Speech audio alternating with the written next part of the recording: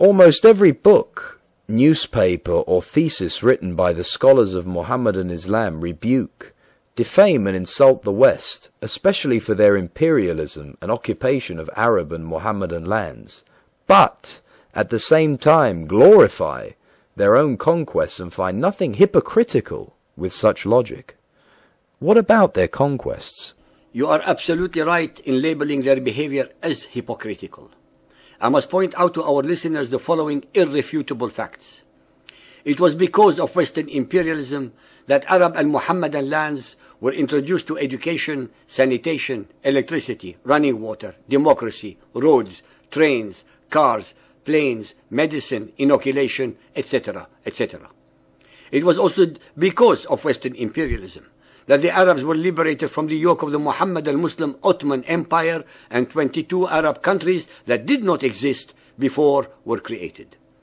It was due to Western imperialism that these peoples rediscovered their past history due exclusively to the archaeological discoveries and research financed and conducted entirely by the West. Now let me compare these positive achievements of the West with what the Mohammedan Muslims contributed towards their conquered peoples and lands. Let us first set the record straight. The Arab conquests during and after the death of Muhammad were not only motivated by the desire to spread Islam, but mainly to acquire territory and wealth. In fact, the spread of Islam was just a byproduct of the conquests. As was true throughout human history, enormous wealth brought with it enormous power. Wealth and power are synonymous, but enormous power also engendered enormous corruption. The Arabs were just as greedy and just as weak as anyone else when faced between the choice of acquiring wealth or staying as good, observant, poor Muslims in the Arabian desert.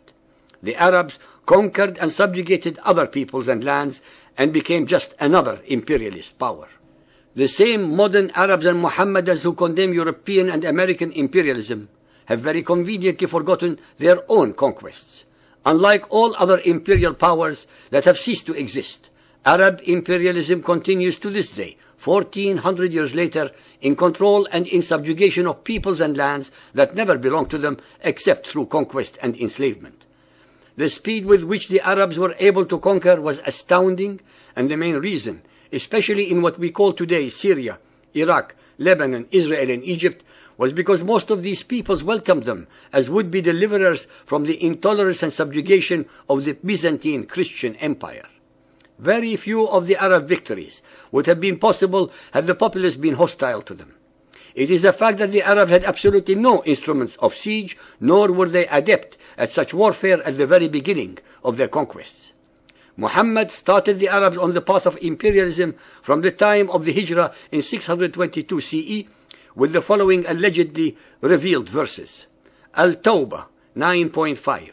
But when the forbidden months are past, then fight and slay the pagans whenever you find them, and seize them, beleaguer them, and lie in wait for them in every stratagem of war. 9.29. Fight those who believe not in Allah nor the last day, nor hold that forbidden which has been forbidden by Allah and His Apostle, nor acknowledge the religion of truth, Islam, even if they are of the people of the book, Jews and Christians, until they pay the jizya, poll tax, with willing submission and feel themselves humiliated. Ali Imran 3.19. The religion before Allah is Islam, submission to His will. 3.85. If anyone desires a religion other than Islam, submission to Allah, never will it be accepted of him. Muhammad started his jihad, plunder and slaughter sanctified by Allah, first against his own tribe of the Quraysh, then followed with the forced conversion or destruction of other tribes, the Arabians, then the Arabian Jews and the Christians. Based upon the above alleged divine revelations, the forcibly converted, illiterate and uncivilized Arab Bedouins, led by the caliphs who succeeded Muhammad, conducted wars of extermination and or subjugation against all of humanity from Iraq and Syria to Iran, from India to China, from Egypt to the Atlantic, and from Cyprus to Italy, Spain, and France. In about 100 years, the Arabs and their forced converts achieved an empire greater in size than that of Rome's of 1,000 years. This Arab empire caused the destruction, plunder of wealth and enslavement not only of millions of human beings, but also of temples, religions, civilizations, traditions, cultures, art and languages of the subjugated peoples and nations. The so-called Islamic arts were and are only copies of those of the Byzantine, Sassanid and Indian civilizations. The so-called Islamic civilization is a first-class misnomer, because in reality it should be called the Mawali civilization, since the Arabs had no civilization to contribute to the enslaved peoples. On the contrary, it was the subjugated civilizations that gave the Arabs the foundations upon which to continue, with fits and starts, and against all the Islamic Sharia laws and Arab traditions, on the path that led them to greater enlightenment.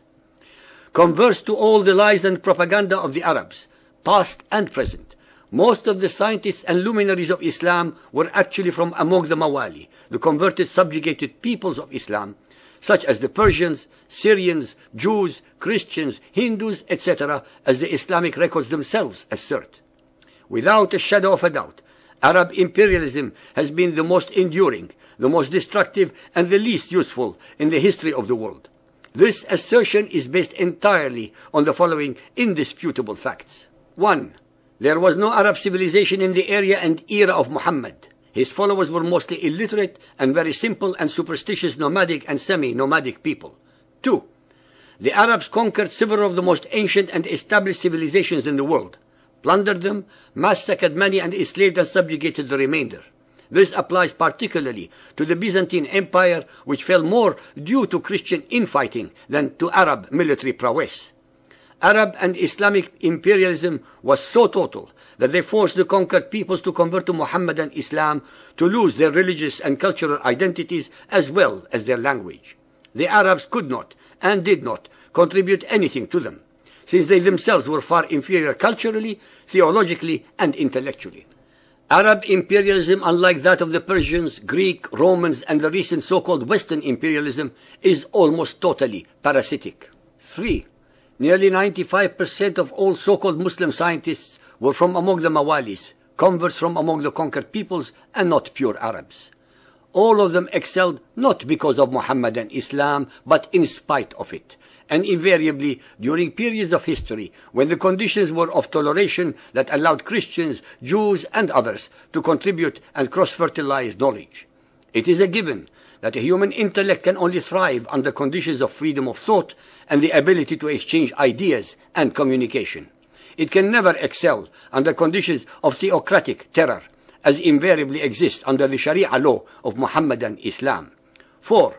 Most of the so-called Islamic science was only built upon the foundations of Greek, Roman, Hebrew, Byzantine, Persian, and Indian knowledge, and had it not been for the translations of these ideas and thoughts by Christians and Jews of the Arabian Empire, Islamic science would not have existed. In fact, nothing of value, intellectual, artistic, spiritual, or literary, can ever sprout in the darkness cast by fundamentalist Muhammadan Islam upon all the peoples and lands that it occupies.